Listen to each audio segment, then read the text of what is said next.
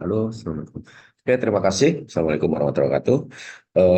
Bapak Ibu, terima kasih berkenan tetap bersama kami untuk berbagi, ya, saya diskusi dan berbagi juga untuk panti asuhan binaan kami, Nafa.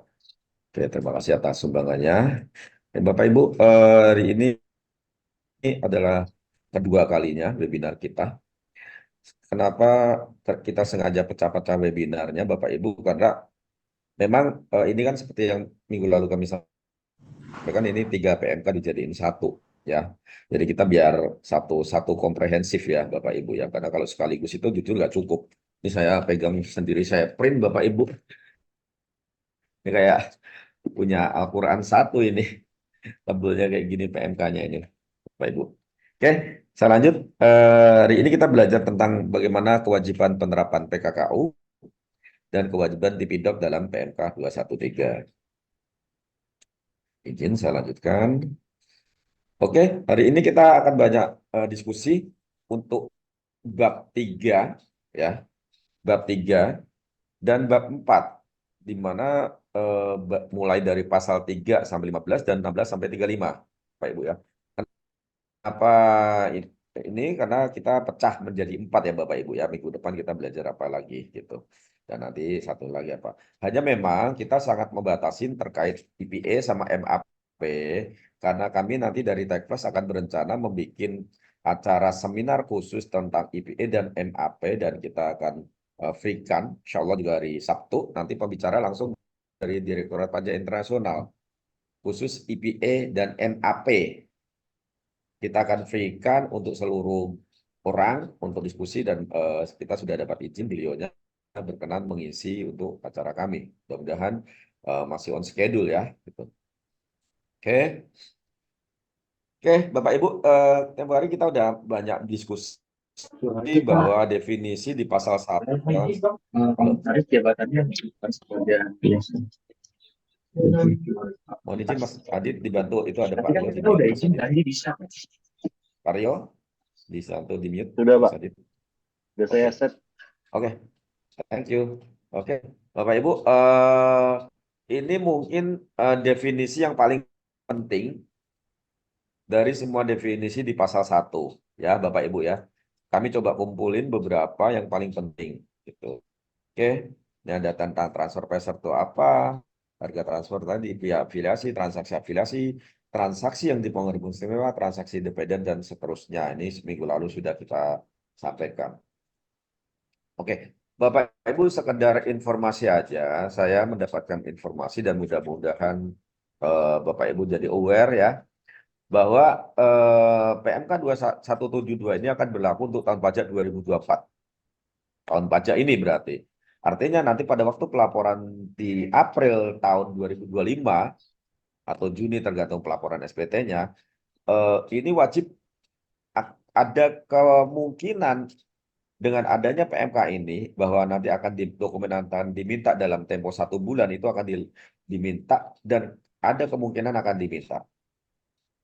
Jadi untuk tahun pajak 2024, nanti tahun depan, dengan adanya PMK ini seperti dikasih lampu kuning, ya, bahwa hati-hati loh, tahun depan mungkin akan langsung diminta setelah submit SPT, ya Bapak Ibu. Terus kedua, bahwa nanti proses bisnis DJP dengan waskon pengawasan masih ada, konsultasi menjadi penyuluh, DJP hanya pengawasan saja di AR. Dan yang pada waktu masih di dalam 2020-an, komposisi penerimaan pajak 80% yang nyari adalah kanwil khusus, kanwil LTO, dan sebagian media. Sekarang dengan banyaknya media seluruh Indonesia, saya sampaikan kalau Anda terdaftar di media khusus dan LTO, tahun ini target DJP 90%, hampir 90% yang nyarikan adalah kanwil-kanwil di lingkungan tersebut. Kanwil LTO, kanwil khusus, dan KPP media. Ya, jadi beruntunglah kalau Anda masih terdaftar di KPP Pratama, hanya sekitar 10-20%. Padahal di KPP Pratama ada 300-an. Nah, itu. Cuman memang yang menyangkut saat itu orang banyak itu kan TER, ya. Makanya TER masih tetap harus di ini Tapi kalau dalam terkait nilai nominal, tentunya PMK 172 lebih di depan, gitu ya. Tapi kalau untuk kebijakan kantor, pegawai dan segala macam, TR. Oke, Bapak Ibu, minggu lalu kita sudah belajar bersama tentang hubungan istimewa, di mana kata-kata ketergantungan dan keterikatan ini sudah dinaikkan, sudah saya sampaikan definisinya diperlebar, dan PP 55 sebagai sandaran hukum terkait PMK ini juga sudah menganut faham substance over form. Kalau pada waktu dulu saya jadi pemeriksa itu, saya ingat sekali 2015 saya pernah meriksa suatu perusahaan, saya mau mengenakan aspek de facto, saya bisa membuktikan adanya penguasaan, tetapi secara de jure tidak bisa, karena sandaran hukum hanya Undang-Undang PPH.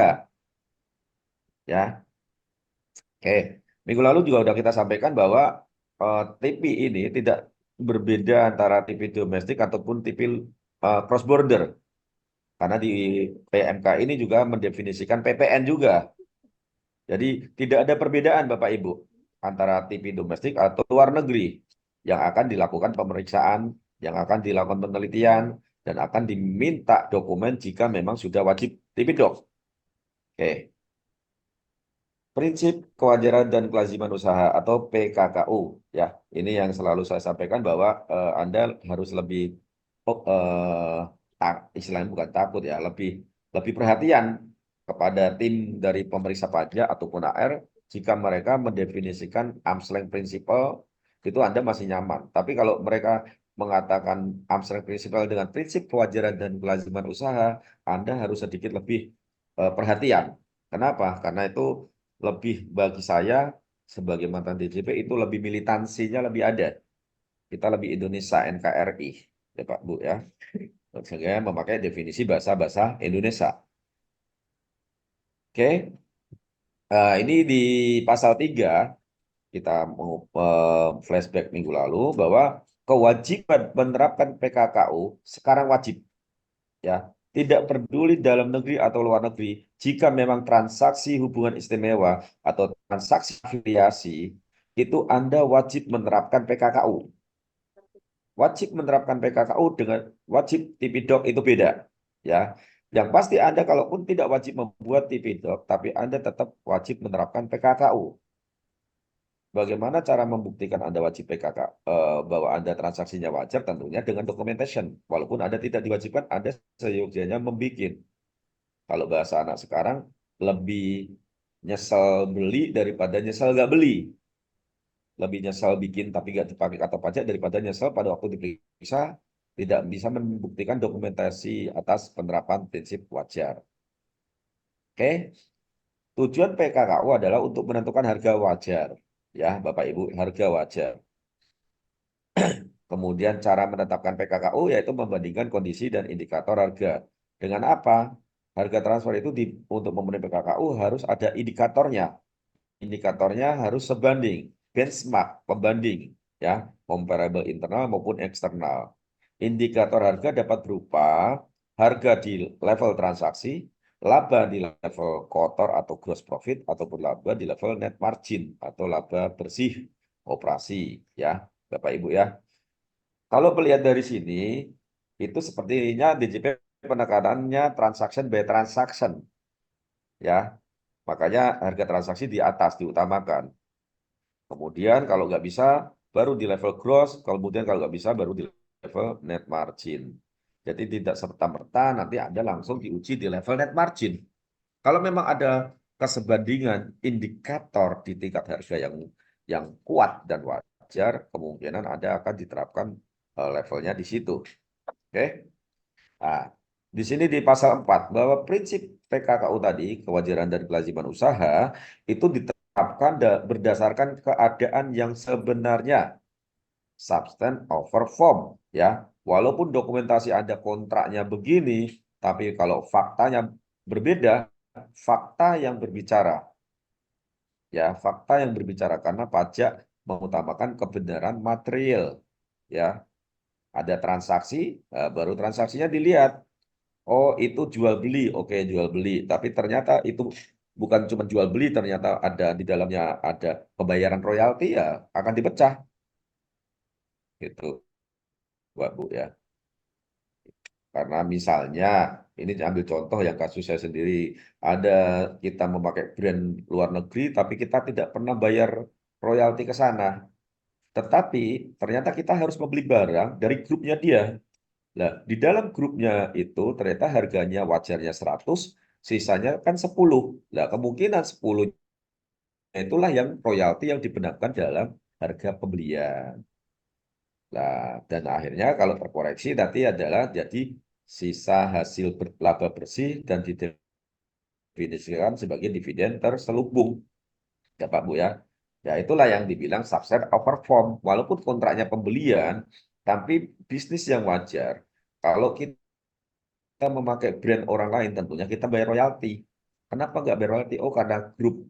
Nah, berarti karena grup nggak bayar royalti, oke. Tapi grupnya kan untuk membentuk royalti intangible asset itu kan tentunya butuh riset, manpower, riset segala macam untuk membentuk harga tersebut. Nah, terus memakai apa? Nah, disinilah masih memakai ex ante, Bapak Ibu ya. Jadi ex ante yang di PMK 213 masih dipakai ya, masih dipakai. Penekanannya adalah ex ante. Dalam transfer pricing ada ex ante, ada ex post ya. Ex ante itu setting price, ex post itu testing price. Nah, ex ante ini adalah mandatory WP untuk menerapkan prinsip wajar.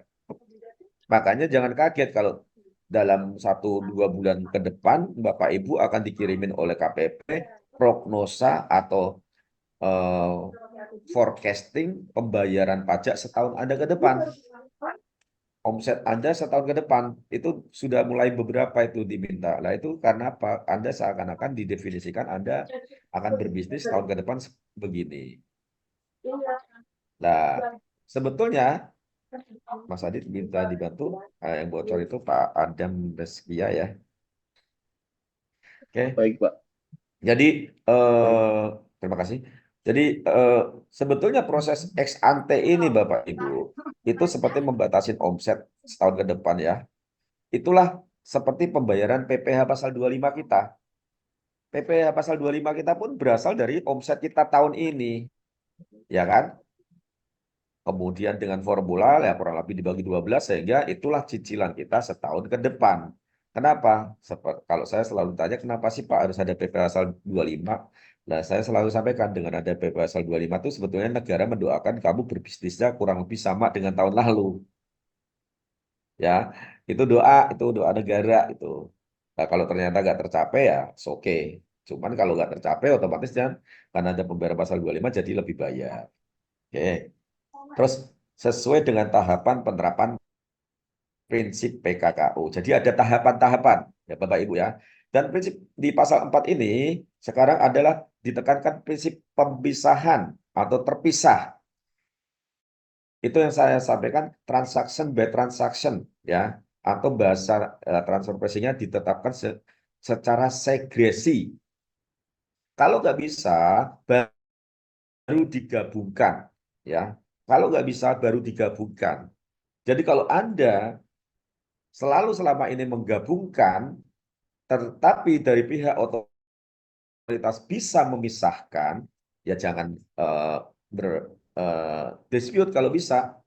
Ini seperti pendekatan penghasilan final dan non final. Anda akan penghasilan final saya sekian, non final saya sekian, sehingga biayanya yang bisa direct ke final, direct non final di langsung. Kalau nggak bisa baru proporsional. Nah itu. PP 74 dan PP 50 perubahannya itu juga menekankan bahwa kalau bisa dilakukan pembukuan terpisah jika karakternya beda. Ya, jika karakternya beda. Gitu. Dan saya rasa kalau memang Anda usaha manufaktur sekarang juga harus lebih berhati-hati. Kenapa? Karena Anda pasti punya ongkos produksi tiap jenis barang. Anda punya 3 item barang, tentunya secara cost accounting Anda bisa memisahkan cost accounting atau biaya pokok untuk produk A sekian, produk B sekian, produk C sekian, harga jual A, B, C sekian, operatingnya bersama mungkin untuk office-nya misalnya. Jadi jangan kaget Bapak Ibu kalau ternyata hal itu ya. Dan jangan kaget juga ini berasal dari faktur yang dipisahkan bisa Bapak Ibu, e-faktur. Jadi e-faktur itu kan sudah ada buyernya ada, suppliernya ada, ya. Sementara kuantiti barang, nama barang juga ada, akan dipisahkan nanti. Itulah cikal bakal kenapa NIK menjadi NPWP. Awalnya 000, tapi dengan adanya NIK akan teridentifikasi. Sehingga teridentifikasi nanti akan dicari hubungan layer keberapa, ada kemungkinan hubungan istimewa. Kurang lebih begitu. Jadi bisa Anda bayangkan 1 tahun ke depan dengan adanya NIK menjadi NPWP yang akan diberlakukan per Juni, semua data informasi ada. Karena yang dalam definisi grup di PMK ini adalah lebih dari dua. Dua dan lebih maksud saya. Jadi kalau saya punya perusahaan, saya pemegang saham, ternyata saya juga bekerja di tempat lain, ini saya dan perusahaan saya sudah jadi satu grup Bapak Ibu. Jadi nanti gaji saya dari situ akan diperhatikan. Misalnya saya juga ada usaha menjual ke situ, membeli ke situ, itu sudah masuk dalam grup. Tuh. Nah, pembukuan usahakan Bapak Ibu sekarang lebih memperhatikan di proses jurnal Anda, bagaimana, bagaimana kalau bisa dipisahkan, kalau memang nggak bisa ya digabungkan. Tuh ya Bapak Ibu ya. Kalau saya sarankan sih kalau bisa dipisahkan. Gitu loh. Oke, kemudian kita lanjut ke pasal 4 berikutnya yaitu tentang tahapan penerapan. Ya, tahapan penerapan pertama kita identifikasi transaksinya dulu. Nah, pada waktu identifikasi transaksi afiliasi, kalau bisa Anda, Tipidok Anda, laporan keuangan Anda, dan SPT Anda sama. Kalau transaksinya 5 ya di 3 surat tadi, SPT, laporan keuangan, dan Tipidok sama. Ya. Kemudian kita analisis industri. Industrinya maksudnya di sini adalah analisis bidang usaha kita, ya. Bukan industri berarti manufaktur, bukan gitu. Tergantung kita. Ya. Proyek isinya gimana setahun ke depan. Kemudian identifikasi hubungan komersial dan atau keuangan antara Anda dan pihak afiliasi. Kemudian melakukan analisis kesebandingan. Nomor 5 menentukan metode. Nah, metode itu di terakhir nanti ya. Dan menerapkan metode untuk menentukan arm's length-nya atau menentukan PKKU-nya nilainya. Penerapan PKKU untuk transaksi yang dipengaruhi istimewa tertentu. Nah, saya sampaikan di sini adalah kata-kata tertentu harus dilakukan dengan tahapan pendahuluan dan tahapan penerapan PKKU di atas. Tahapan pendahuluan atas transfer pricing sebetulnya sudah ada dimulai di PMK 22 Bapak Ibu. Cuman karena PMK 22 itu terkait IPE, sehingga dari sisi wajib pajak juga banyak yang tidak terlalu aware, ya, karena tidak mau ngurus IPE, ngapain baca PMK IPE kan? Tapi ternyata di dalamnya ada. Dan sekarang dinaikkan di PMK tentang transfer pricing, dikumpulkan lah istilahnya. Jadi, dan ternyata Bapak Ibu, tahapan pendahuluan itu sekarang diminta didokumentasikan di TPDoc. TPDoc sebelumnya, PMK 213, tidak ada kewajiban mendokumentasikan dan menyiapkan bukti-bukti terkait tahapan pendahuluan. Sekarang per PMK ini yang akan berlaku 2024, jika ada transaksi hubungan istimewa tertentu, nanti ada 7 poin di PMK 22 dan 6 poin di PMK 172 dan 7 poin, itu Anda harus siap tahapan pendahuluan. Ya. Jadi mulai dari sekarang nih, identifikasi. Ya. Oke, tahapan penerapan PKKU pertama identifikasi transaksinya dulu. Identifikasi transaksi yaitu transaksi hubungan istimewanya, pihak mana yang terlibat, dan bentuk hubungan istimewanya. Ini sama seperti di lampiran 3A SPT PPAB dan kita. Jenis transaksi penjualan, pembelian, jasa apa, hubungan hutang, ke siapa, dan nilainya siapa, serta bentuk hubungannya apa. Kita perlu mendokumentasikan dan perlu mendeklar, ya. Kemudian analisis industri tidak ada perubahan yang signifikan, ya, masih sama kurang lebihnya jenis produk, karakter industri bla bla bla itu sama, ya. Cuman sekarang adalah sangat diperhatikan sekali adanya analisis industri adalah nilai kurs dan nilai tukar tadi itu sangat menjadi perhatian. Karena nanti begitu nilai kurs itu dan kursnya tadi ditanya karena ada sebagian kadang perusahaan begitu masalahnya terkait kurs adalah kurs itu dalam PSAK kita masuk dalam other income or other expense. Sementara dalam analisis transfer pricing jika kita memakai TNMM method, kurs itu jika ada hubungannya dengan main activity kita itu akan dinaikkan layernya sehingga akan dipertimbangkan untuk pengujian. Biasanya other kan nggak masuk pengujian, tapi kurs akan masuk. Nah, ini sekarang jadi perhatian itu Bapak Ibu ya. Tuh, itu jadi perhatian sekali tuh. Oke. Nah, analisis atas kondisi transaksi ya ini masih sama. Yaitu ini hanya sedikit berubah karena PMK 2113 itu kontrak masih nomor 3, sekarang jadi nomor 1 ya. Kontrak, function asset risk, kemudian produk, kemudian strategi bisnis, kondisi ekonomi dan strategi bisnis ya. Function aset dan risk sama ya. Hanya sekarang naiknya kontrak menjadi nomor 1 itu yang perlu jadi perhatian ya. Bahwa walaupun kontraknya ada, tetapi jika dianalisis kondisi transaksi ternyata tidak relevan, substance over form berjalan, kontraknya nggak diperhatikan lagi. Ya, makanya dianalisis kondisi transaksi dengan variabel-variabel 5 faktor kesebandingan tadi. Yang perlu jadi perhatian sekarang adalah kontrak. Oke, kita lanjutkan. Kemudian ada tahapan berikutnya yaitu tahapan analisis kesebandingan. Analisis kesebandingan adalah bagaimana kita melakukan atau menentukan kesebandingan antara transaksi independen dengan transaksi kita yang terkait hubungan istimewa. Nah, di sebelah kanan ini ada batu ujinya. Misalnya kita punya transaksi. Apakah ada perbedaan? Jika tidak ada, misalnya ada transaksi kita internal, saya jual sepatu ke grup, saya jual sepatu ke independen, sepatunya sama-sama A, berarti tidak ada perbedaan. Berarti sebanding. Oh, ada perbedaan. Perbedaannya apa? Oh, yang satu ongkos angkut ditanggung pembeli, yang satu enggak. Perbedaannya material enggak? Oh, tidak. Berarti sebanding. Gitu. Misalnya sama-sama freshnya sama tapi nggak material. Kemudian kalau ada perbedaan material, apakah bisa disesuaikan? Misalnya sepatunya yang satu kuantitinya 100, yang satu kuantitinya 10. Bisa disesuaikan nggak? Kalau bisa, sebanding. Kalau tidak bisa, ya tidak sebanding. Gitu, Bapak Ibu. Ini adalah batu ujinya. Nanti transaksi Anda akan diidentifikasi berdasarkan data informasi yang dimiliki DJP dulu, internal dulu. Itulah kenapa ada faktur, e-faktur, PEB harus diisi, informasinya, nama barangnya, itu akan diidentifikasi.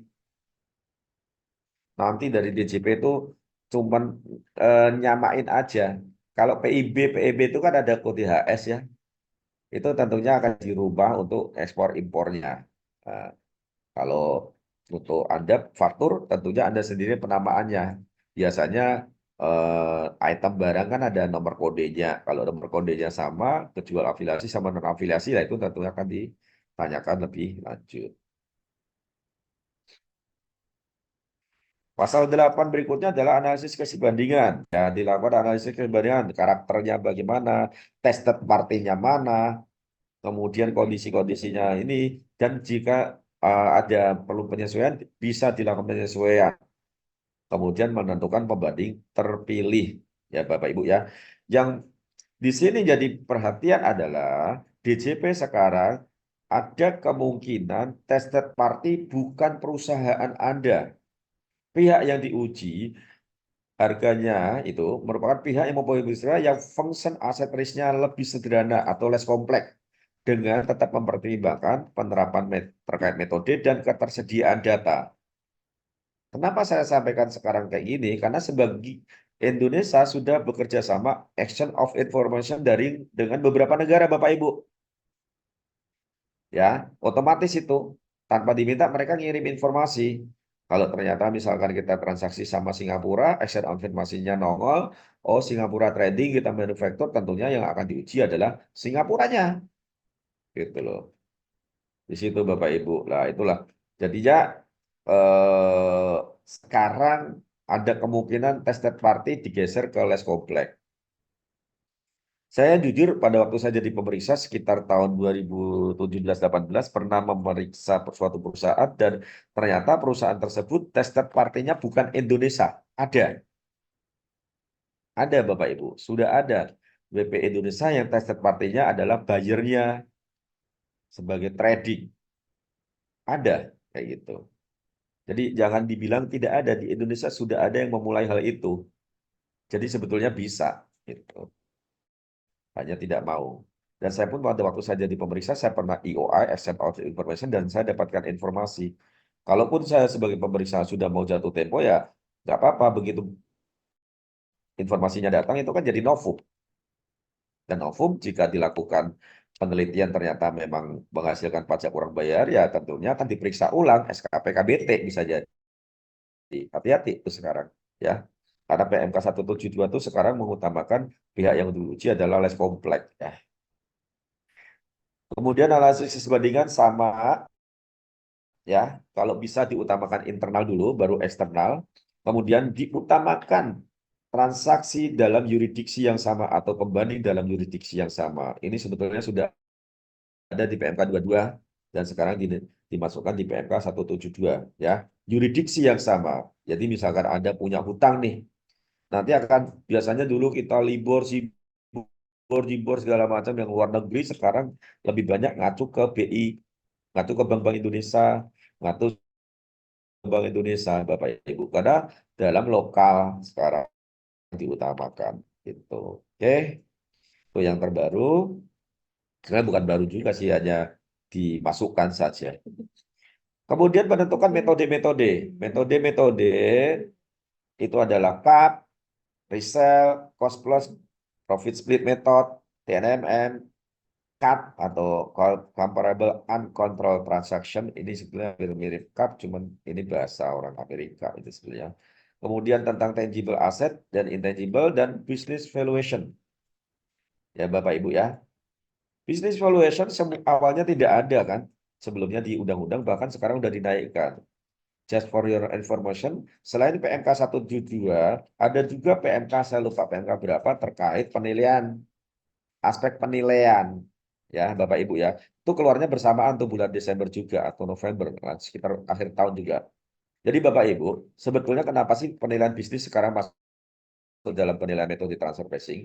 Jadi itu kurang lebih karena efek pandemi. Pandemi 2020, 2021, beberapa perusahaan kolaps, tutup.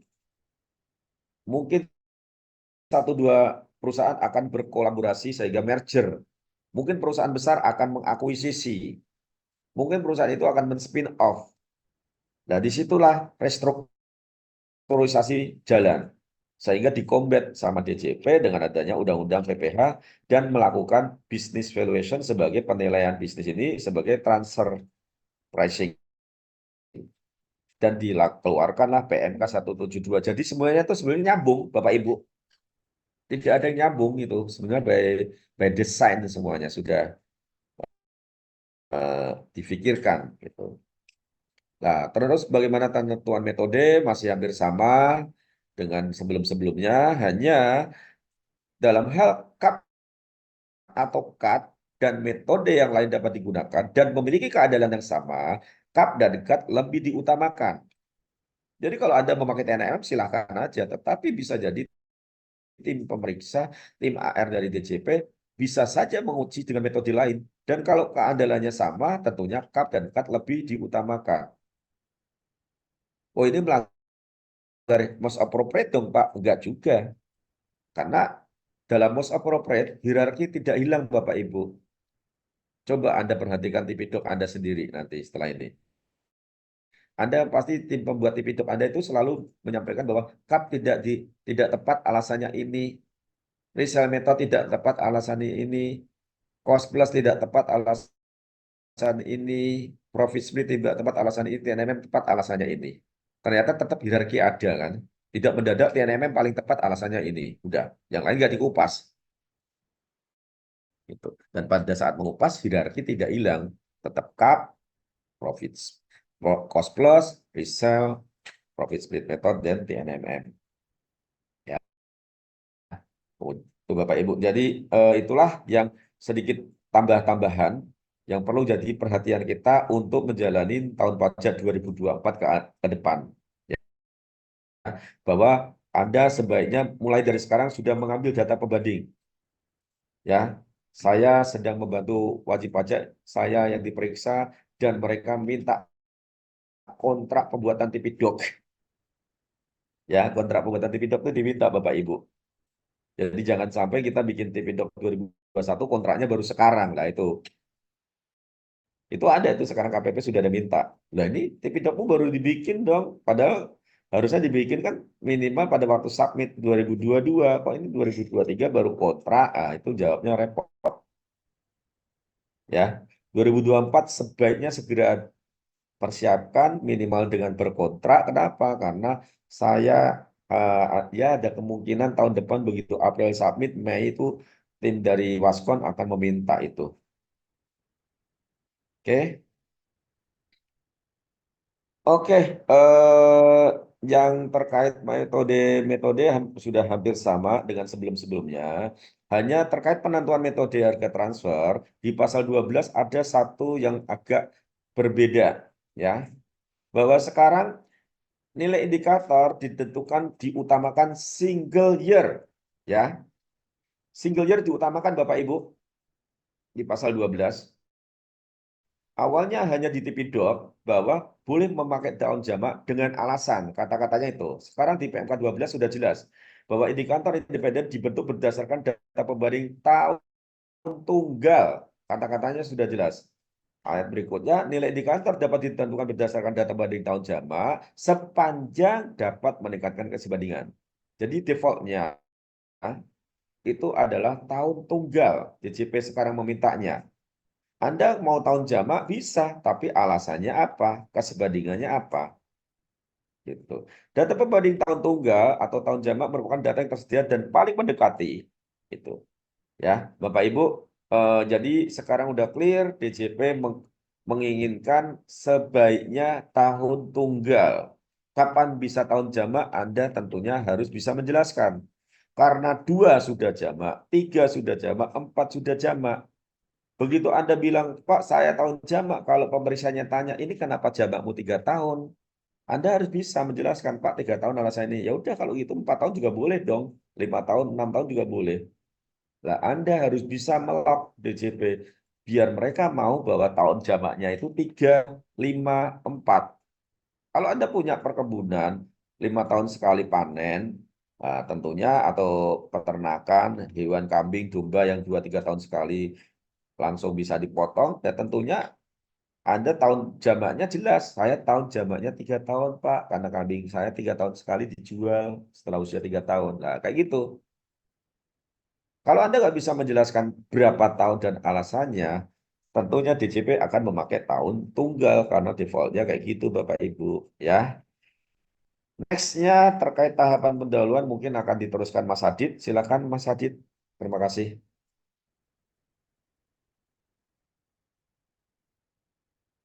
Halo Mas Hadid. Halo, Pak. Oke. Jadi, oke, saya sambil Ya. nunggu Mas Adit, saya Baik, lanjutkan Pak. sedikit. Mas Adit sudah Ya. siap? Oh ya, Mau baik, share Mas Pak. Adit atau saya yang sharekan? Saya aja boleh, Pak. Adit yang share. Oke, Boleh, thank Pak. you Mas Adit ya.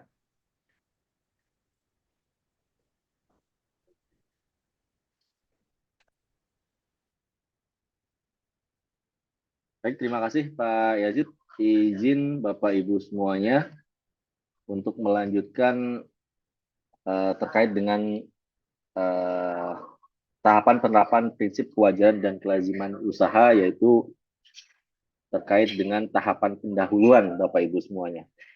Jadi seperti yang tadi disampaikan oleh Pak Yazid ya Bapak Ibu semuanya, bahwa PMK 172 ini merupakan PMK yang cukup tebal ya, 200 ya Bapak Ibu kalau kita baca satu-satu gitu ya, sampai lembar terakhir, lampiran dan lain sebagainya. Karena PMK ini merupakan PMK gabungan ya, ada 3 PMK. Nah, PMK 22 yang sebelumnya terkait dengan APA Bapak Ibu semuanya, itu ada tahapan pendahuluan Bapak Ibu. Itu di pasal 14. Nah,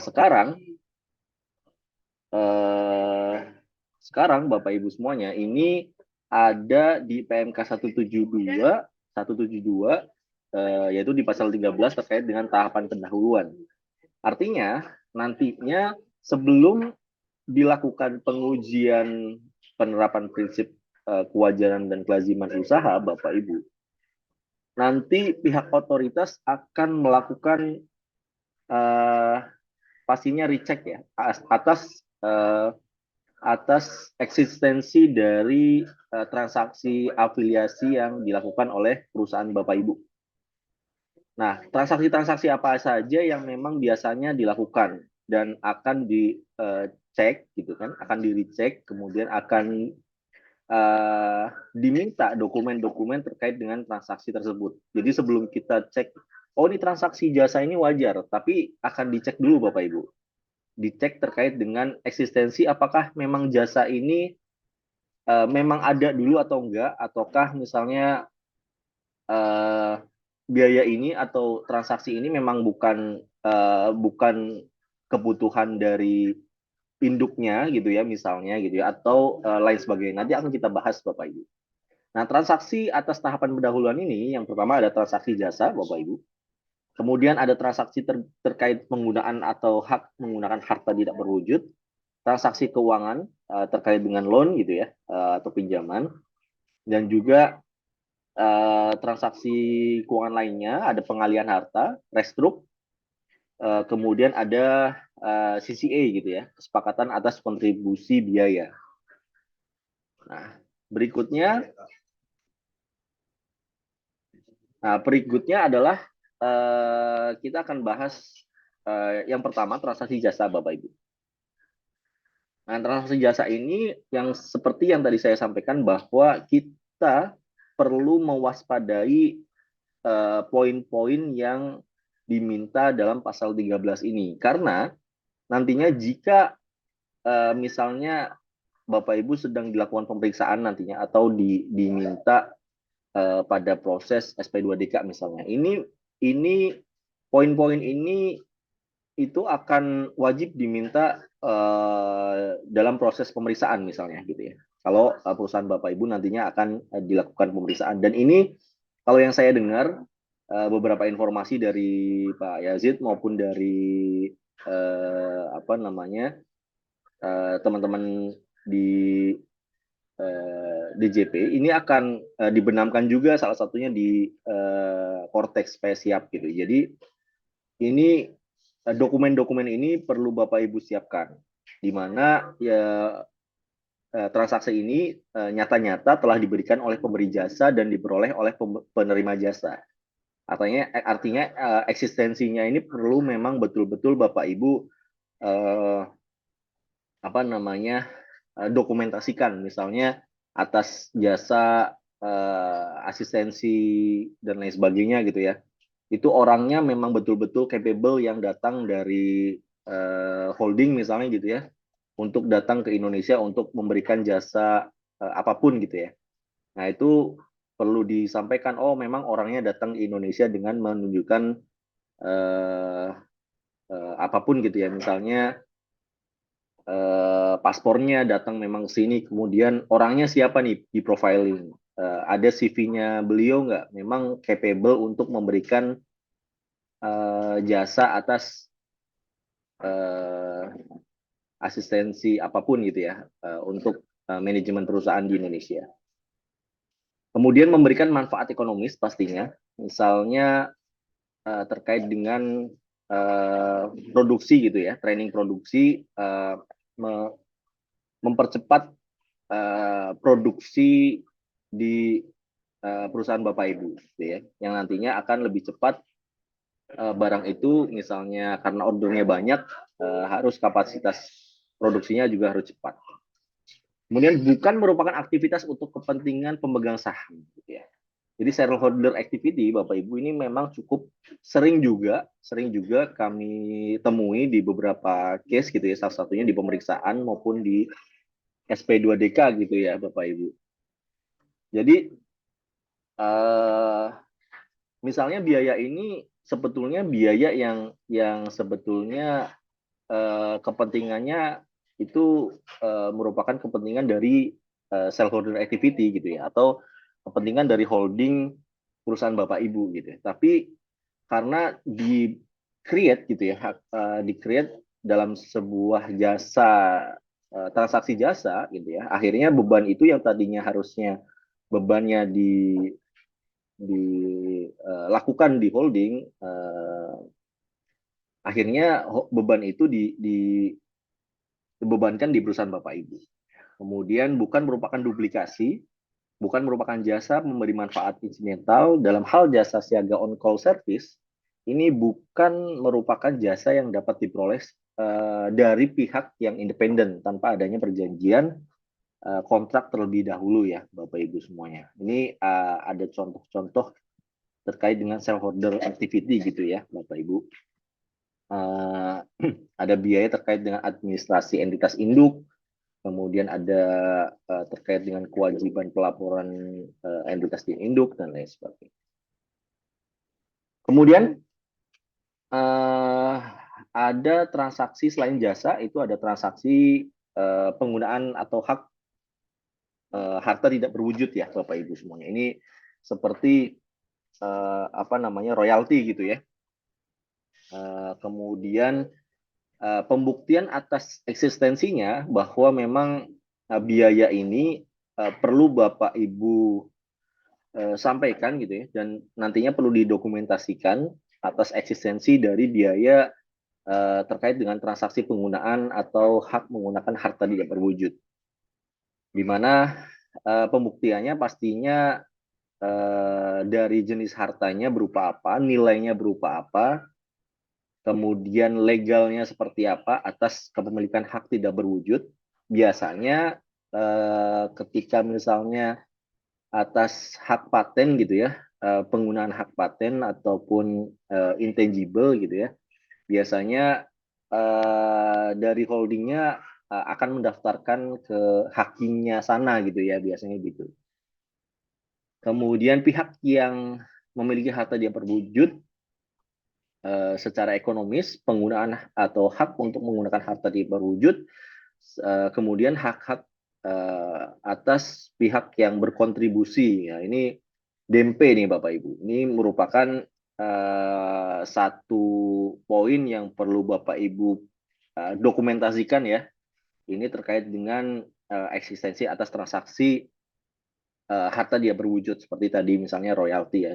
Jadi memang betul-betul manfaat ekonomis ini betul-betul Bapak Ibu rasakan sebelum Bapak Ibu menunjukkan bahwa transaksi Bapak Ibu itu telah menerapkan prinsip kewajaran dan kelaziman usaha. Kemudian berikutnya yang ketiga ada transaksi loan, pinjaman nih Bapak Ibu semuanya. Ini juga amat sering ditanyakan. Ini yang paling sering memang kalau terkait dengan loan, apakah kita menggunakan suku bunga yang mana nih Pak gitu ya. Nanti akan kita bahas ya. Tapi sebelum menggunakan suku bunga yang mana gitu ya, yang perlu Bapak Ibu siapkan adalah beberapa pembuktian eksistensi yang mana sesuai dengan pasal 13 ya. Yang tadinya apa namanya, tahapan pendahuluan ini yang tadi saya sampaikan ini ada di PMK 22 Bapak Ibu semuanya. Itu di pasal 14. Nah, eksistensi yang perlu kita siapkan, Bapak Ibu siapkan, sesuai dengan substansi dan keadaan sebenarnya. Kemudian dibutuhkan oleh peminjam. Jadi kita perlu menunjukkan bahwa kita memang perlu betul-betul atas pinjaman tersebut gitu ya. Jangan-jangan kita minjem kemudian kita depositokan misalnya gitu ya. Jangan-jangan kita nggak butuh-butuh amat nih, tapi karena ada satu dan lain hal gitu ya. Sebetulnya cash flow kita juga bagus, apa namanya,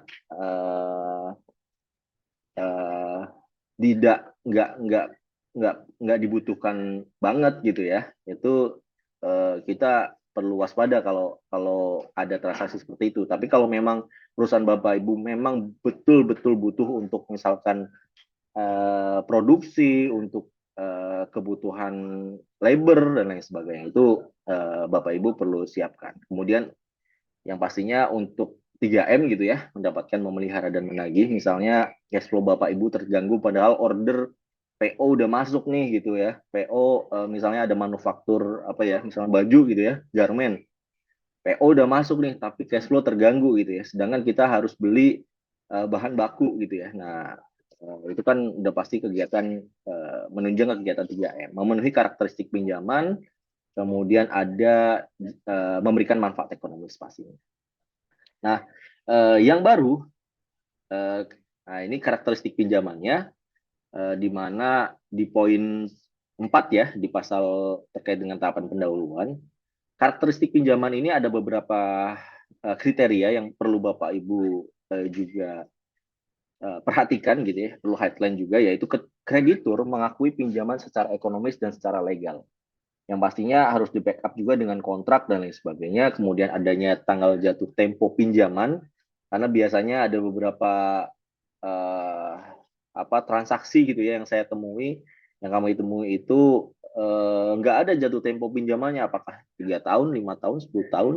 Pada ujungnya biasanya itu akan menjadi tambahan modal di store karena misalnya pinjamannya nggak bisa dibayar, misalnya gitu ya. Nah, kemudian adanya kewajiban membayar pokok pinjamannya, kemudian bunganya gitu ya, dan sampai adanya hak tagih bagi pemberi pinjaman sebagai kreditur independen. Nah, berikutnya ada transaksi keuangan lain.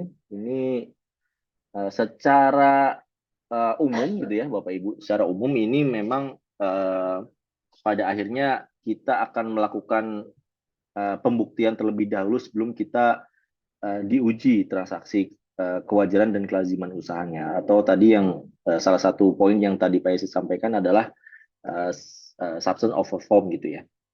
Kemudian ada restruk.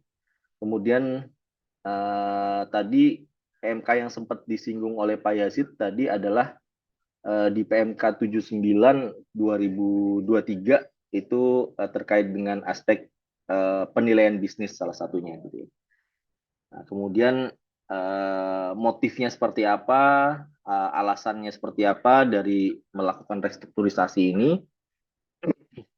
Kemudian ada CCA ini adalah kontribusi biaya,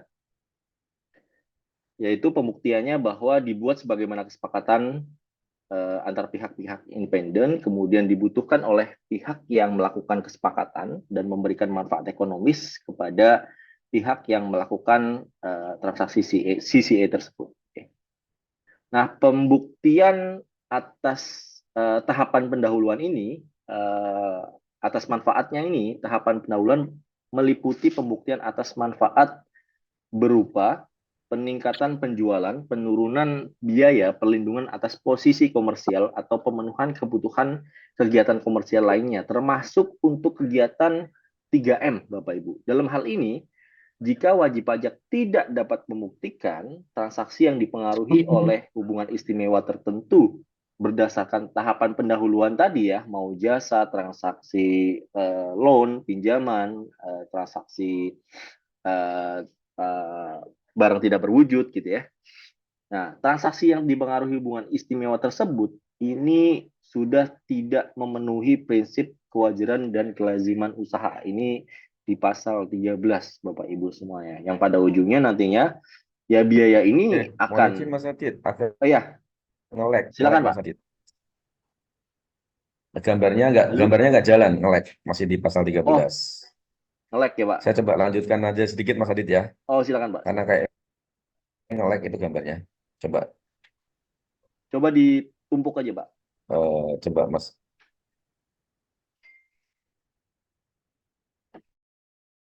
Cuklaknya ya, Bapak Ibu ya. Oleh karena itulah di PMK 172 ini nanti ada di pasal 36. Bagaimana penelitian atas tahapan pendahuluan jika tidak bisa membuktikan. Itu nanti akan kita bahas bersama di minggu depan ya, Bapak Ibu ya. Jadi yang satu yang perlu dipastikan atas 7 transaksi tadi, sebelum diuji wajarnya, Anda harus bisa membuktikan eksistensi dan nilai tambah. Anda harus bisa membuktikan ya, Bapak Ibu. Kalau tidak bisa, apalagi tidak ada fungsinya untuk mendapatkan nagih dan memelihara penghasilan ya, tentunya akan dikoreksi secara komersil ya. Jadi Bapak Ibu akan dikoreksi secara komersil itu bukan cuman kalau sekarang aja pinjamannya itu hanya dikoreksi wajarnya misalkan ada 7% dikoreksi jadi 6% biayanya itu masih untung. Kalau nanti di tahapan pendahuluan Anda tidak bisa membuktikan bahwa pinjaman tadi memang ada hubungannya untuk 3M, itu biaya bunganya itu akan dikoreksi total. Ya, Bapak Ibu. Sekarang akan direklasifikasi kemungkinan biaya tersebut begitu. Kalau cross border tentunya sebagai dividen terselubung. Kalau sekedar dikoreksi dari 7% ke 6% nggak apa-apa, masih ada 6%. Tapi sekarang dengan tahapan pendahuluan, kalau nggak ada, totali dikoreksi. Itu ada di pasal 36 nanti, insya Allah. Kita bahas Jumat depan. Oke. Selanjutnya, nah ini terkait BUT, Bapak Ibu. Ya, BPDN juga bisa ditetapkan sebagai BUT. Gitu. Jadi bisa jadi ada perusahaan di Singapura. Ini sebetulnya terkait konsep international tax yang kita biasa sebut sebagai forced attraction. Misalkan Singapura jual barang di Indonesia dan ternyata dia mempunyai PA, mempunyai ruko, mempunyai apa, itu akan di-BUT-kan. Nah, ternyata perusahaan Singapura itu masih jualan juga, selain ada BUT-nya, ada jualan juga. Lah itu nanti akan secara keilmuan internasional tech, penjualan yang dari Singapura tidak lewat BUT itu akan ditarik sebagai penghasilan BUT. Post Traction. Tuh. Jadi bukan jadi penghasilan Singapura, tapi penghasilan BUT-nya di Indonesia dan dipajaki di Indonesia, bukan bisnis profitnya Singapura, tapi jadi bisnis profitnya BUT tersebut. Ya, begitu juga kalau ternyata subsidiary atau cabang dari Singapura juga ada di Indonesia dan transaksinya sama dengan BUT-nya juga, itu penghasilan yang dari cabang jika main activity-nya sama dengan BUT. Jadi kan bisa jadi ada subsidiary, ada BUT-nya. Nah, jika hal itu terjadi, penghasilan subsidiary lagi akan ditarik di BUT. Nah, BUT kan tidak semua bisa dibiayakan kan biayanya. Masalahnya di situ Bapak Ibu ya. Karena dianggap sebagai biaya induk nanti ada. Nah, itu yang repot. Ditarik otomatis semua biaya terkait penghasilan tadi bisa jadi nggak dianggap oleh KPP karena penghasilan tadi akan ditarik ke BUT. Itu. Dan ini sebetulnya sudah ada juga di PMK 22. Ya. Kita sebut new, kenapa? Karena memang ini dibenarkan di PMK 172. Nah, ini mungkin nggak semuanya ada ya, karena ini hanya ada WP yang ada di KPP Badora, Badan dan Orang Asing, BUT. Itu Bapak Ibu ya. Nah, ini terkait documentation sebetulnya sama Bapak Ibu ya. Ini sama dengan TPDoc PMK 213. Sekalian menjawab nanti teman ada yang menanyakan tentang ex ante ya. Yang perlu jadi perhatian di sini, sekarang penekanan DJP adalah peredaran bruto. Walaupun PMK 213 sudah ada, tetapi yang saya dengar di pelatihan internal DJP sekarang mereka konsen di kata-kata peredaran bruto. Karena bisa jadi yang dilaporkan di laporan keuangan maupun SPT kan penghasilan neto. Misalnya penghasilan neto ada 48 miliar, ternyata ada diskon rabat dan segala macam 3 miliar kan berarti 51 miliar. Jadi ada kemungkinan wajib lipidok di situ. Jadi cara penghindariannya yang disinyalir adalah beberapa ditaruh di sana. Kenapa? Karena memang beberapa PS, beberapa wajib pajak itu atas diskon potongan harga itu tidak masuk di penghasilannya, tidak masuk di peredaran usaha, tapi masuk di layar other, seakan-akan sebagai bonus, biaya bonus atau segala macam. Nah, itu yang akan jadi perhatian. Kenapa? Karena DJP lebih menekankan tentang siapa yang wajib dan apa yang wajib. Ini nggak perlu saya sampaikan tentang ini ya Bapak Ibu. Nanti Bapak Ibu bisa mungkin dibagi threshold TV ini, berdasarkan ini ke web Mas, Mas, Mas Ridwan Baik, bisa Pak. dibantu Baik. threshold atau Mas Adit. Teman-teman bisa masuk ke website Track Flash, di situ Bapak Ibu semuanya teman-teman bisa ngecek apakah saya wajib Lipidok apa enggak. insya Allah sudah memakai kaidah PMK 213 dan sudah disesuaikan dengan PMK 172. Ya, itu. Oke, terima kasih. Selanjutnya tentang master file, local file, dan CBCR. Jadi yang namanya TP-Doc itu minimal adalah master file dan local file. Ya, kalau Anda diminta KPP hanya memberi local file aja, KPP nantinya akan menganggap Anda tidak apply aturan. Karena kalau Anda sudah wajib TP-Doc local file, Anda pasti wajib master file. Ya, jadi harus satu kesatuan master file dan local file. Memang ada beberapa wajib pajak dengan peredaran usaha tertentu secara konsol, yaitu di atas 11 triliun, itu wajib CBCR. Bisa jadi induknya yang akan membuat, bisa jadi kita di Indonesia yang perlu buat. Kalau induknya buat, kita hanya dikasih notifikasi. Ya, karena kewajiban CBCR kadang tidak melekat di negara induk. Negara itu bisa jadi nggak mewajibkan CBCR, tetapi Indonesia mewajibkan CBCR. Begitu Anda wajib secara konsol CBCR, kalau negara itu Anda nggak bikin karena tidak wajib, berarti negara kita yang wajib bikin CBCR. CBCR beda dengan master file, local file. Nah, inilah yang disebut sebagai ex ante, ya Bapak Ibu ya. Local file dan master file wajib tersedia berdasarkan data dan informasi yang tersedia saat transaksi dilakukan. Master file dan local file. Sementara CBCR inilah yang kita sebut memakai expose, tersedia berdasarkan data dan informasi yang tersedia akhir tahun pajak. Jadi, kalau kita 2024 berdasarkan PMK 172 ini, misalnya Anda sudah men-settingkan, mengeksantekan akan memakai TNM method, tentunya Anda berdasarkan laporan keuangan yang tersedia entah November, Desember 2023 ataupun maksimal seapes-apesnya, separah-parahnya Januari 2024.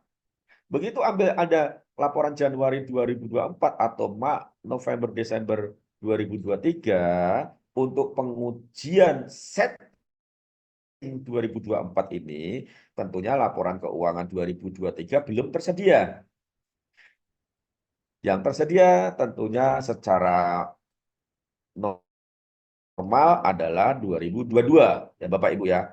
Jadi prosedur ex ante adalah menentukan, men-settingkan harga sebelum transaksi.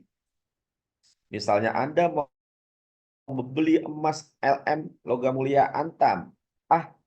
Nah besok Senin mau beli ya Antam. Oke. Nah, Anda pasti dari sekarang Anda mencari harga patokan di Tokopedia berapa, Shopee berapa, Antam di websitenya berapa, di Blok M Melawai berapa, di Pasar Baru atau manapun penjual-penjual LM yang ada berapa. Sehingga Anda mencari yang lebih masuk akal buat Anda, yang paling normal buat Anda. Bisa jadi Anda dapat murah, oh murah ini, oh ternyata nggak ada sertifikatnya. Nah, tentunya nggak bisa. Anda pengennya mencari yang ada sertifikat. Nah, itu Bapak Ibu, itulah ex ante. Sebelum Anda membeli, Anda sudah membudgetkan Anda mau membeli di harga berapa.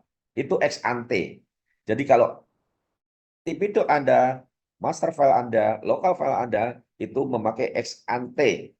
Nah, TP-Doc ini harus tersedia paling lama 4 bulan setelah berakhirnya tahun pajak. Paling lama 4 bulan setelah berakhirnya tahun pajak. Ingat Bapak Ibu ya. Berarti kalau ini berlaku 2024, misalnya ada Januari, Desember, berarti April 2024, 2025 harusnya sudah tersedia. Jadi jangan salahkan kalau pihak DJP bulan Mei atau Juni minta, tetapi Anda nggak bisa submit, Anda akan kena perhitungan secara jabatan karena Anda dianggap tidak mengikuti aturan. Ya, Bapak Ibu ya. Dan TP-Doc ini harus dilampiri surat pernyataan mengenai saat tersedia dokumen dan ditandatangani pihak yang menyediakan. Pihak yang menyediakan atau konsultan atau siapapun yang membuat TP-Doc buat perusahaan Anda. Kalau saya menerjemahkan pada waktu saya sebagai pemeriksa, kenapa sih butuh ini, karena saya sebagai pemeriksa, saya sebagai pihak pajak, saya tentunya akan meminta keterangan kepada yang bersangkutan. BAPK, permintaan keterangan, tidak mungkin minta keterangan, let's say dibikin oleh perusahaan konsultan A. Kita nggak mungkin mem-BAPK perusahaannya tersebut. Kita pasti mem-BA adalah yang bikin KAP siapa, auditornya siapa, yang tanda tangan kan auditornya. Walaupun KAP ABC, auditornya D, yang tanda tangan D, tentunya kita akan memanggil D sebagai pembuat TikTok tersebut, pembuat laporan keuangan tersebut. Ya, jadi jangan mau tuh, walaupun dibikinkan sama yang Big Four, Big Ten, tidak ditandatangani. Sekarang Anda perhatikan ditandatangani. Sebetulnya ini di PMK 213 sudah ada, cuman mungkin nggak jadi terlalu perhatian. Hanya kalau saya pada waktu memeriksa, saya akan mem-BA, saya tentunya akan BA yang bersangkutan. Oke? Master file, local file wajib disimpan oleh wajib pajak dan pada saat diminta harus disampaikan. Ya, Bapak Ibu ya, harus disampaikan. Sedikit tentang master file masih sama, memuat minimal 5 struktur kegiatan usaha, nanti akan kita bahas di pertemuan berikutnya, Mas Aditya, di pertemuan terakhir minggu keempat tentang TPDOC ya. Kemudian local file juga sama, oke. Dan yang jadi perhatian di sini adalah jika karakter lebih dari satu, Anda wajib melakukan pengujian terpisah. Misalnya, diidentifikasikan oleh pembuat TPDOC Anda ada manufaktur, ternyata ada trading atau distributor. Tentunya sebagai distributor Anda diuji, sebagai manufaktur diuji. Tidak mungkin digabungkan, karena aturannya begitu. Pahami aturan ini bukan untuk mempersulit Anda, tapi mempermudah Anda. Karena nanti kalau Anda gabungkan, nanti akan ada dispute, oh distributornya 30%, manufaktur 70%, cari yang sama dong. Nah, itu Bapak Ibu. Oleh karena itulah dipecah ya. Yang jadi perhatian di sini local file ya. Kemudian CBCR kita skip saja karena jarang beberapa pelatihan kita menanyakan CBR dan ini hanya CBCR itu biasanya kita hanya notifikasi saja bahwa induk sudah bikin gitu. Nah, ini Bapak Ibu ya, bahwa di pasal 34, nanti 34, 35, 36 tentang penelitian dan pengawasan terkait PKKU ini, pengawasan dan kepatuhan pemeriksaan wajib pajak wajib disampaikan 1 bulan. Selain dalam rangka pengawasan, disampaikan dalam waktu yang diatur secara perundang-undangan. Misalnya misalnya ada bukper atau apapun lah, kita nggak tahu ya. Pada prinsipnya, jika AR minta, Anda wajib submit 1 bulan. Jika pemeriksa minta, Anda wajib submit 1 bulan. Kalau Anda belum bisa submit, Anda dianggap tidak memenuhi kaedah terkait pembukuan. Karena PMK 213, contohnya adalah PP 74 atau PP 50 terkait kewajiban dan hak dan kepatuhan perpajakan. Ya, Bapak Ibu. Ini yang perlu jadi perhatian Bapak Ibu. Sanksi-sanksi ada. Jika tidak melampirkan ikhtisar master file dan local file, tentunya SPT dianggap tidak lengkap, akan kena sanksi kalau PPh Badan 1 juta sesuai pasal 7. Jika bisa ditegur masih belum ngasih, tentunya kalau diperiksa akan dikenain dengan sanksi tertentu, ya, yaitu pasal 13 ayat 1 huruf B berupa sanksi bunga per bulan maksimal 24 bulan. Kalau tidak melampirkan CBCR sama, bisa dikenain SPT tidak dianggap disampaikan. Tidak disampaikan dengan benar, lengkap, dan jelas, itu yang palah Bapak Ibu ya. Dan otomatis penetapan secara jabatan dong, gitu. DJP minta, tapi Anda melebihi waktu, tidak dipertimbangkan. Ya, tidak dipertimbangkan ya. Tipidok hanya sebagai data. Tipidok diminta namun tidak disampaikan. Wajib pajak dianggap tidak memenuhi prinsip kewajaran dan kewajiban usaha sehingga akan diterbitkan SKPKB pasal 13 ayat 1. Jadi sudah ada Bapak Ibu panduannya, mulai sekarang mohon perhatiannya terkait Tipidok ini ya. Insya Allah nanti di minggu keempat kita akan bahas tuntas terkait Tipidok dan kita ini hanya meng-highlight bagaimana kewajiban-kewajibannya. Monggo kita mulai Tanya aja Mas, silakan. Baik, Pak. Eh, Terima kasih. Untuk pertanyaan langsung ya, Pak ya. Karena udah jam 10 lewat. Monggo, Mbak Citra. Oke, baik. Terima kasih Bapak Yazid dan Bapak Adit. Mungkin kita langsung masuk ke sesi tanya jawab. Ini ada yang sudah raise hand nih Pak. Oke, Mungkin didahulukan dulu ya Pak. langsung. Ada dari Bapak Rudi Chandra. Oh ya, silakan. Ya, selamat pagi Pak. Ini saya Ibu Dev. cepet aja ya Pak ya. Punya Pak ada Rudi. paralel webinar yang sama topiknya mirip tapi saya lebih suka yang ini Pak, jujur aja. Terima Lebih kasih, jelas. Pak Rudi. Oke, langsung aja Pak ya, cepet biar ada kesempatannya. Ini ada beberapa komen sekali pertanyaan. Saya juga pengen komen dari Bapak. Nomor satu, ini terkait PKPU ya. Itu sifatnya rigid atau fleksibel ya? Kira-kira dalam kalam Bapak ya. Kan Bapak juga pernah jadi pemeriksa. Karena apa Pak? Saya tadi teringat ini salah satu statement dari salah satu partner di DTC ya. Saya nggak perlu sebut namanya siapa, tapi saya sebut nama entitinya nggak apa-apa. Dia bilang gini, lebih mudah cari beda Pak daripada cari sama Pak. Ini sambil contoh ya, misalnya Toyota Xenia sama Avanza, saya sebut merek lagi nih. Itu sama loh Pak barangnya, speknya sama persis. Tapi yang membedakan tuh merek. Dikasih merek Xenia Avanza, kita tahu semua mana yang lebih mahal, mana yang lebih murah, beda harganya.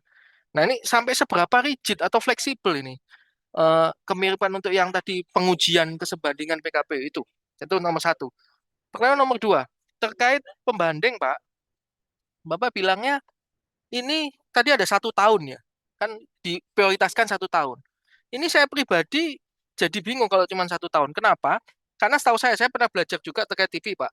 Justru multiple years itu tujuannya untuk mengeliminasi hal-hal yang, bukan mengeliminasi ya, mengurangi hal-hal yang sifatnya fluktuatif. Contoh pandemi. Pandemi kemarin kan pasti banyak yang turun. Kedua, misalnya contoh kayak komoditas, itu kan harga naik turun ya. Kalau pas di compare 1 tahunnya, ini jadi pertanyaan saya, tahun yang dipilih yang mana nih? Apakah bebas WP nentuin, atau sudah diizin pajak? Kalau diizin pajak nentuin, loh ya saya pilih harga yang tinggi dong. Pembandingnya, 1 tahun nggak disebut spesifik itu tahun sebelumnya atau berapa tahun sebelumnya. Nah, padahal kan fluktuatif ya, Pak. Kayak harga komoditas itu pasti fluktuatif. Misalnya sawit, batu bara itu fluktuatif. Jadi, seperti apa ini penerapannya? Kira-kira ya, memang memang belum jelas ya, tapi tebakan Bapak seperti apa? Yang ketiga, Pak, kewajiban si BPR. Ini singkat aja. Nah, kebetulan parent kami itu induk holding, ya saya sebut BUMN ada ya, holding kami BUMN itu sudah setor CBCR, Pak. Nah, kalau lihat aturannya, ternyata saya cek tadi bisa jadi saya silap nih, saya mau konfirmasi Pak. Itu kan aturannya 11T. Kalau misalnya di perusahaan saya sekarang, kami juga holding punya anak perusahaan, tapi di luar negeri anak perusahaan kami semua. Tapi kalau begitu omset kami di atas 11T, berarti sudah harus bikin CBCR ya Pak. Walaupun sebetulnya induk kami itu sudah bikin CBCR Pak. Karena di Indonesia, induk kami BUMN di Indonesia. Nah itu pertanyaannya itu Pak. Kalau ini jawabannya ya harus bikin, waduh saya berarti kelupaan nih Pak. Harusnya dari 2022 harus bikin. Ini saya jujur aja. Yang terakhir, Pak, ini kalau dengan PMK ini dari penjelasan dari udah sesi kedua ini, kalau saya tebak ini, Pak, berarti untuk berikutnya ini bakal banyak pemeriksaan terkait ke TV ya, Pak ya. Akan selalu, apalagi kalau heavy transaksi afiliasi pasti akan melewati TV. Kenapa ya? Karena dapatnya banyak, Pak itu kalau TV, Pak. Hajar omset, hajar biaya itu gede sekali loh Pak impact-nya. Itu aja sih, Pak, singkat biar ada kesempatan yang lain. Terima kasih, Oke, Pak. terima kasih Pak Rudi. Akhirnya kita ketemu walaupun via online. Iya, Pak. Nanti naik kopdar offline bisa, Pak. Saya usahakan datang. Terima kasih, Kapan Pak. kita ketemu di Pacenongan ini, Pak? Nggak Ya, pernah kita ketemu iya, di Pak. Pacenongan. Harapannya bisa Silakan, Pak. ketemu di Pacenongan atau di Blok. Oke, Ya, Pak, memang lebih mudah mencari beda. Karena mencari sama atau sama kembar pun nggak identik saja, Pak ya. Karena kalau dilihat dari populasi aja ternyata anak kembar lebih sedikit daripada yang nggak kembar kan, Pak. Itu secara alam ya. Siklus alam aja Allah ciptakan hal itu kita memang diciptakan berbeda-beda. Memang mencari perbedaan lebih mudah, Pak. Nah, sampai retreat apa sih? Nah, sampai sedalam apa sih? Itu saya selama pada waktu di dalam dan di luar pun kita mencari kesebandingan nggak tergantung comparable, Pak. Ya, kalau memang ternyata misalnya saya selalu sampaikan gelas, gelas itu gelas plastik sama gelas kaca tentunya beda.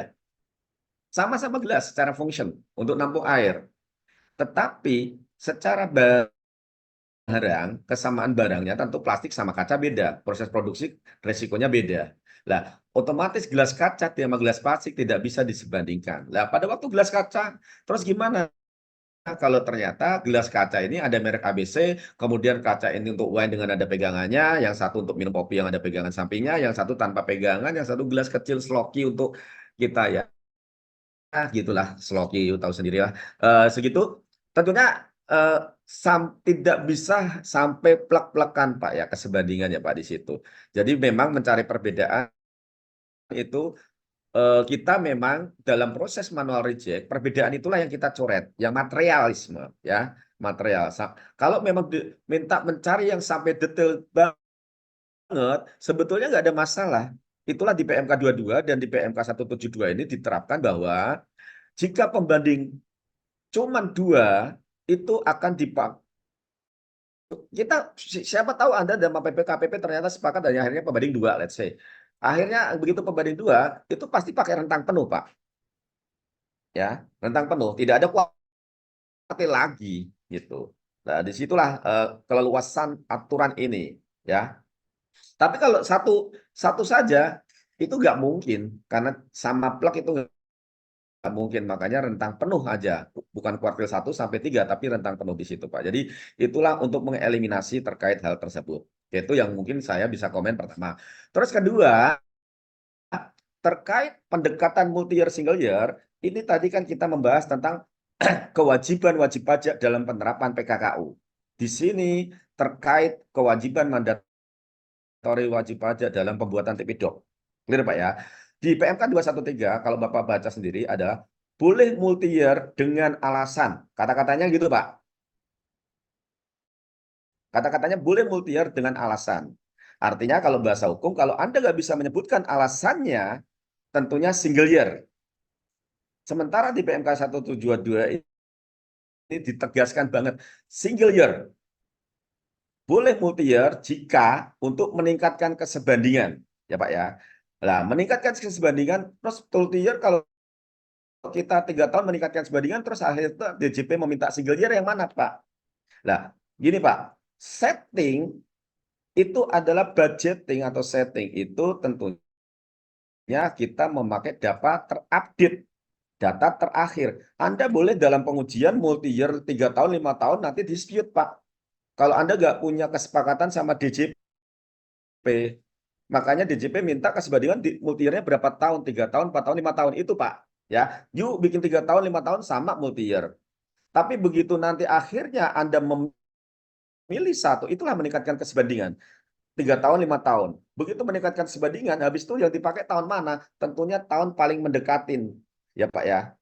Nah, itu kan Anda yang membudgetkan sendiri, Anda yang menghitung sendiri. Nah, tahun terakhir identiknya suatu perusahaan tidak ada yang membudgetkan rugi.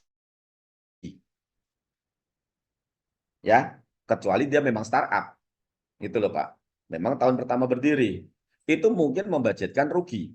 Tetapi perusahaan yang sudah going concern, tentunya begitu memakai tahun. Jadi kalau dalam saya pembuatan TP-Doc, di tahun terakhir, misalkan 2019, 20, 21 sebagai pembanding nih Pak. Begitu di tahun 2021, saya akan membuang pembanding yang negatif. Kenapa? Karena idealnya, kewajarannya perusahaan tidak mau membudgetkan rugi. Ya, hindari sengketa dengan DJP dengan begitu. Karena DJP selalu bilang bahwa you tidak minta. Loh Pak, nanti aktualnya kami rugi Pak. Lah, aktualnya you rugi, silakan saja DJP memberikan penjelasan. Anda membudgetkan untung, ternyata rugi, sama seperti pada saat Ibu Menteri ketemu di DPR, ketemu dengan Pak Jokowi, ketemu DPR, target pajak tahun ini berdasarkan APBN 1.000 triliun. Itu setting kita Pak. Pak Jokowi bilang, itu setting saya, target saya ini. Akhir tahun, beliau sampaikan tidak tercapai. Apakah beliau tidak melakukan effort untuk mencapai itu? Nah, tidak tercapai alasannya apa? Oh, suku bunga ini, harga minyak dunia turun, ada kondisi geografis kita beberapa daerah bencana. Ini Pak. Nah, bukti-bukti itulah di TP-Doc ada disampaikan kondisi-kondisi di luar keuangan yang menjadi penentu harga. Karena itulah makanya di tengah tahun ada APBN perubahan. Targetnya diturunin apa enggak? Karena proyeksinya udah ketahuan, Pak. Ya, DJP itu meminta proyeksi di sini itu dalam kapasitas nantinya Anda biar proyeksinya ketahuan di akhir tahun. Nah, tidak ada orang yang memproyeksikan rugi. Walaupun perusahaan startup, walaupun nanti tidak tercapai, alasannya apa? Itu ada ranahnya. Satu kata, Pak, di OECD TV Guideline ada, Pak. Mitigasi resiko itu mungkin, menghilangkan resiko tidak mungkin. Ada, Pak.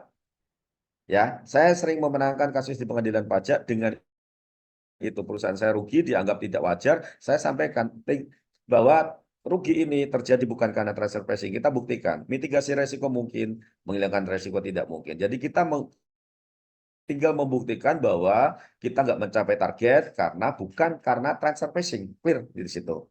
Jadi kalau Bapak tanya single year bagaimana? Lah, kenapa saya selalu DJP single year, Pak? Kayak produksi pakaian, Pak. Season itu tiap tahun berulang-ulang, sehingga single year. Kalau Bapak memproduksi seperti yang saya sampaikan tadi, ayam potong 2 tahun sekali panen, kambing 3-4 tahun sekali panen, Anda enak, Pak, saya multi year-nya 4 tahun, karena kambing saya potong 4 tahun sekali. Nggak wajar dong kalau saya dibandingkan sama perusahaan yang tahun keempat, sementara saya baru tahun pertama. Lah, kayak gitu, Pak. Untuk meningkatkan kesebandingan, ya. Tapi kalau memang perusahaan dia memang dalam kenyataannya pembandingnya bisa 3 tahun, tentunya dia 3 tahun sekali boleh sebagai pembanding. Nah, kalau perusahaan otomotif misalkan ya let's say kita sebut Toyota, Avanza, Xenia atau apapun, tahun pertama begitu mau turun tinggal ganti bentuk spion, diganti list, tahun depan naik lagi. Tiap tahun selalu ganti model seakan-akan itu. Ya, tidak bisa multi year. Kalau saya bilang kalau otomotif tidak bisa multi year. Komoditas alam mungkin sekali multi year, gitu Pak. Nah, itu yang bisa saya sampaikan Pak Rudi. Jika ada yang terlewat, oh ya CBCR tadi kewajiban 11 triliun secara konsol ya Pak ya. Dan kewajiban itu melekat di induk jika induknya memang negaranya mewajibkan CBCR. Tetapi kalau negara induk tidak mewajibkan, tentunya salah satu dari negara anak yang khususnya dominan itulah yang wajib. Nah, kebetulan kalau induknya di Indonesia dan secara konsolidasi di atas 11 triliun tentunya mohon maaf wajib. Kalau Ya Pak induknya ya. sudah, berarti Itu saya Pak. nggak Ya. perlu lagi, Pak. Nggak Induk perlu saya Pak, nanti sudah. ada notifikasi Pak. Nanti Oh ada ya notifikasi udah ya. bener berarti selama ini saya takutnya Nah, ada yang miss. Soalnya omset nah, kami baru tahun 2022 itu udah di atas 10, ya. 11, Pak. Oke, Ya, cuman kan terima Anda kasih. belum tahu pemanfaatan CBCR itu nantinya oleh DJP kayak gimana. Kenapa sih CBCR expose? Nanti kalau ketemu saya Ya nanti, Pak. ceritain. Saya ada pertanyaan lagi terkait apa, Pak? Nanti kalau topiknya Oke. udah apa aja baru. Biar yang Ya lainnya. oke Pak, Makasih, Pak. terima kasih. Mari, Pak. Makasih, Pak. Oke, baik. Terima kasih Bapak Yazid atas jawabannya dan juga Bapak Rudi. Mungkin kita next ke pertanyaan yang selanjutnya ya, Pak. Ini ada pertanyaan dari, maaf, apakah layar saya sudah terlihat, Pak? Vivianti ya? Ya, sudah Mbak Citra. Saya coba izin jawab ya. Langsung aja Oke, jawab, Jawab Mas ya. Adi. Langsung mungkin jawab. boleh Mas langsung Adi, saja, Pak. silakan. Ya, ini saya merujuk ke di PMK 172 di pasal 8 ya, Bu Devianti. Memang jika memang ada yang pertama pembanding internal maupun pembanding eksternal dengan tingkat kesebandingan dan keandalan yang sama, maka pembanding internal ini bisa dipilih ataupun bisa digunakan. Kemudian di ayat berikutnya, di ayat 9-nya, dalam hal tersedia lebih dari satu pembanding eksternal maupun internal dengan kesebandingan yang sama, maka pembanding yang berasal dari negara yang yurisdiksi yang sama itu bisa digunakan. Artinya, perusahaan ibu meminjamkan dana meminjam dana ke salah satu bank independen gitu ya, itu di bank BCA gitu ya, kemudian dengan bunga 10%, kemudian pinjaman tersebut juga diberikan ke suaminya ya, pemegang saham, apakah itu termasuk hubungan istimewa. Kalau memang masuk dalam 3 poin ya, 3 poin pintu masuk, yaitu salah satunya pemegang saham, kemudian apakah 25% gitu ya minimal, atau apakah ada manajemen yang sama, atau kalau ini kan berarti orang pribadi ya, artinya hanya poinnya adalah pemegang saham, artinya gitu ya. Apakah 25% atau enggak? Kalau memang iya, artinya itu masuk dalam kategori hubungan istimewa. Kemudian apakah bunga yang diajukan sudah wajar? Kalau memang dengan kondisi yang sama tadi ya, handal, bisa digunakan pembanding internal dan bisa digunakan kalau menurut pandangan saya seperti itu, Bu Devianti. Terima kasih. Kalau apa harus buat TP-Doc dengan threshold tadi ya, Bu Devianti nanti bisa cek threshold-nya, threshold yang sudah kami share juga di kolom chat oleh Mas Ridwan. Nanti mungkin izin saya share juga di grup, Bu, gitu ya. Nanti Ibu cek karena ada threshold-nya minimal berapa, artinya kalau memang dengan threshold tadi Ibu sudah diwajibkan untuk membuat dokumentasi TB-Doc, artinya Bu Devianti tetap harus membuat dokumentasi TB-Doc. Atau kalaupun memang tidak membuat dokumentasi TB-Doc, tetap Bu Devianti perlu menunjukkan bahwa transaksi loan Ibu atau pinjaman ini itu sudah menerapkan prinsip kewajiban dan kewajaran dan kelaziman usaha, gitu ya. Jadi tetap perlu dokumentasi. Apakah dokumentasinya sesuai dengan PMK 172 atau hanya sebatas dokumentasi untuk menunjukkan prinsip PKKU aja. Itu Bu Devianti, semoga terjawab. Baik, Mbak Citra. Oke, baik. Terima Lanjut kasih ya. Bapak. Ya, ini ada pertanyaan selanjutnya Pak dari Bapak Indra. Dual Huta Julu, Pak. Oh iya, betul. Pak Dual Huta Julu ya. Izin mau tanya Pak Yazid, dalam proses pembuatan TP-Doc, apa itu TP-Doc yang ex ante approach dan ex post approach? Izin menjawab ya, Pak Yazid. Oh, Monggo Pak, mau ya, jawab? silakan. Tadi sudah disampaikan materinya, sudah nyampe ya Bapak Ibu tentang pendekatan ex ante dan Oh ex iya, post. Cuma nanti akan kita pendekatan lebih lagi nanti di minggu keempat, Pak. Ya, iya. yang khusus membahas Mungkin tentang TP-Doc. Tadi siap. tentang siapa saja yang wajib, apa yang wajib. Cuman untuk khusus ini nanti akan ada sesi tersendiri. Monggo Mas Adit. Ya, terima kasih Pak Yazid. Secara gambaran umum Pak Dual Huta Julu nanti akan kita share secara spesifiknya di webinar terakhir ya Pak Yazid ya. Tapi kalau secara singkatnya, kalau ex ante itu adalah setting price gitu ya. Kalau ex post itu adalah testing price-nya. Jadi mengetes. Kalau ex ante-nya adalah settingnya. Seperti tadi contoh Pak Jokowi ataupun tadi Bu Sri Mulyani gitu ya. Itu contohnya. Lanjut Mbak Citra. Oke, baik. Terima kasih Bapak. Ini pertanyaan selanjutnya dari Bapak Indra Pramana. Izin bertanya mengenai ini peredaran bruto berarti yang di atas ya Pak, tidak termasuk other income yang di bawah. Ini terkait tadi yang kewajiban TP-Doc itu ya Pak. Kemudian yang selanjutnya ini juga bertanya jika misalkan PTA sebagai induk memiliki anak PTB, kemudian PTB memiliki anak PTC dan PTC dimiliki PTB 51% dan PTX 49%. Nah, PTC ini sebagai cucu PTA, Pak. Nah, untuk master file, apakah mengikuti master file yang dibuat PTA atau PTB? Seperti itu, Pak. Pertanyaannya mungkin Bapak Yazid atau Bapak Adit dipersilakan, Bapak. Baik. Oke, kalau master file mengikuti yang A ya Pak Bu ya, gitu karena Betul, Pak. sebagai induknya gitu. Induk. Kan dalam satu grup itu pasti ada induknya. Nah, itulah ultimate-nya ya. Ultimate-nya itu siapa? Itulah induknya. Itu aja mungkin yang bisa jadi patokan. Dan terkait peredaran usaha, memang di sini terkait bruto adalah total peredaran usaha Bapak Ibu sedang di mainnya ya Bu ya, mainnya. Kalau di Kegiatan utama ya, SPT Pak ya. mungkin kalau di SPT mungkin yang di kolom peredaran usaha ya. Other tidak masuk Bapak Ibu ya. Tapi kalau other tiap tahun terjadi itu yang akan jadi perhatian, itu berarti activity murni gitu loh. Gitu. Namanya other kan belum tentu misalnya jual scrap ya, walaupun ternyata terjadi kan bukan bukan activity-nya, tapi kalau tiap tahun ternyata jual jual sesuatu barang atau jasa lah itu tentunya Tuh, oke. Oke, baik. Terima kasih Masih ada Bapak. lagi? Dan ini masih ada satu lagi pertanyaan terakhir dari Satu Pak lagi. Putu Beni.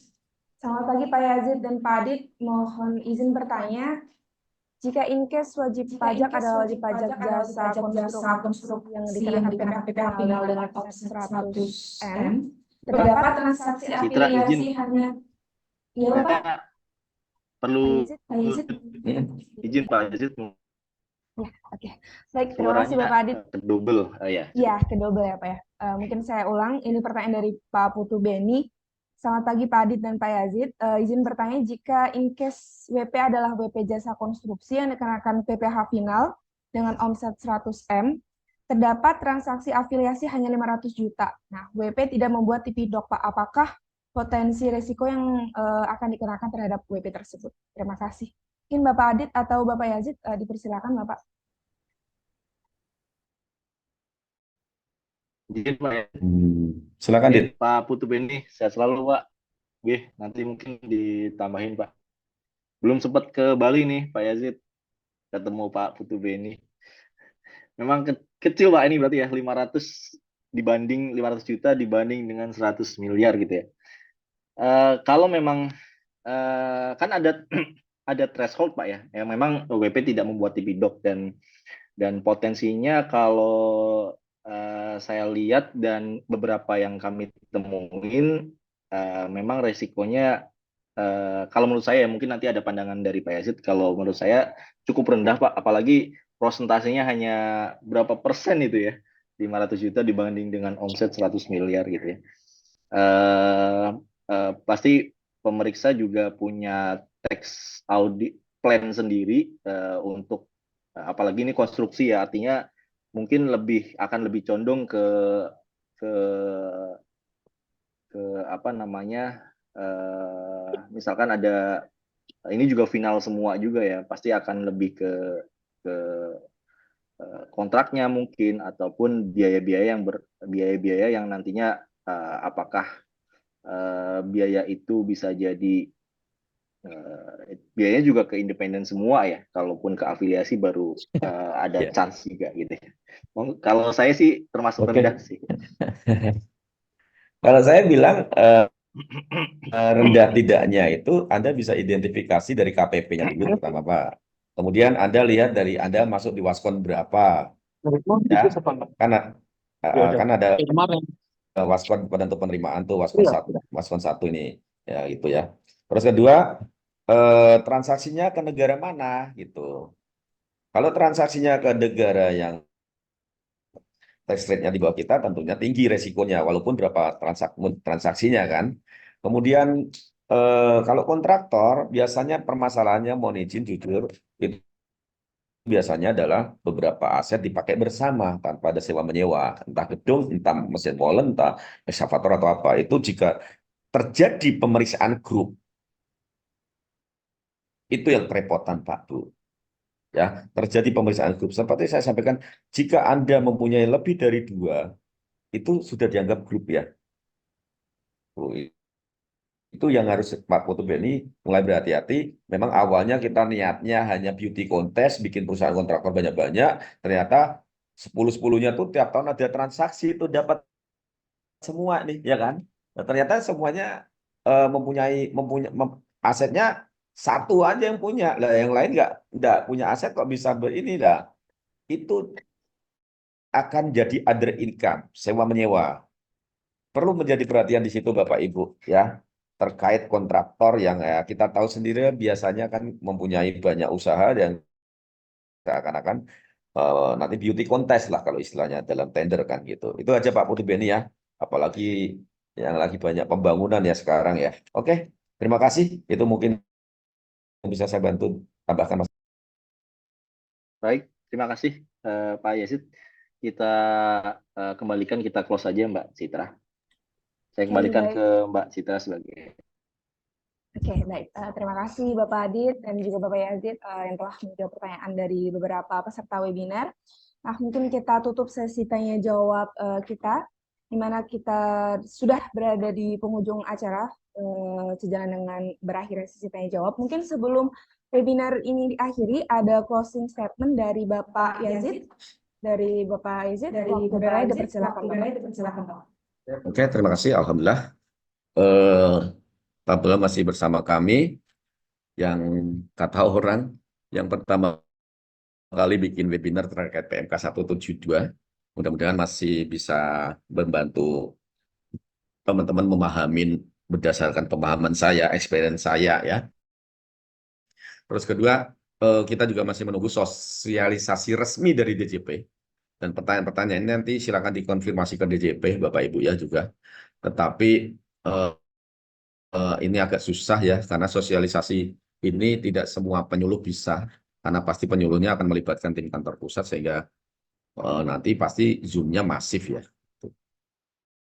Terus ketiga, kita masih ada 2 webinar lagi. Insya Allah minggu depan kita lebih banyak membahas tentang aspek-aspek pengujian-pengujiannya ya, penerapannya. Nanti akan ada secondary correction, bagaimana kalau dikoreksi, bagaimana biar koreksi pasal 26-nya nggak timbul, syaratnya apa. Nanti di terakhir kita terkait PMK 213 yang berubah menjadi PMK 172 terkait TPDOK. Nanti akan kita sampaikan perubahan-perubahan. Jadi kalau Anda terbiasa membuat TPDOK, nanti ada beberapa poin-poin perubahan dan yang signifikan. Nanti kita akan bikin listnya ya, head to head dari 213 sama 172, insya Allah sedang disiapkan tim kami. Nanti Mbak Citra, Mbak Nini sama Pak Ridwan yang akan presentasi, Mas Adit katanya. Oke, terima kasih teman-teman. Mudah-mudahan masih bisa kita ketemu bersama panjang umur insya Allah minggu depan di kesempatan yang sama. Terima kasih. Wassalamualaikum warahmatullahi wabarakatuh. Kita tutup izin ya teman-teman. Terima kasih. Waalaikumsalam warahmatullahi wabarakatuh. Terima kasih Bapak Yazid. Alhamdulillah acara sudah selesai. Saya ucapkan terima kasih kepada para pemateri Bapak Yazid dan Pak Adit dan juga para hadirin sekalian yang telah meluangkan waktunya dan juga antusiasmenya. Mungkin jika ada yang kurang mohon dimaafkan. Sampai jumpa di webinar kami di minggu depan, Jumat depan. Saya akhiri. Wassalamualaikum warahmatullahi wabarakatuh. Waalaikumsalam warahmatullahi wabarakatuh. Terima kasih Bapak Ibu. Terima kasih Pak Terima kasih Yazid. Bapak Ibu. Terima kasih Mbak Cita.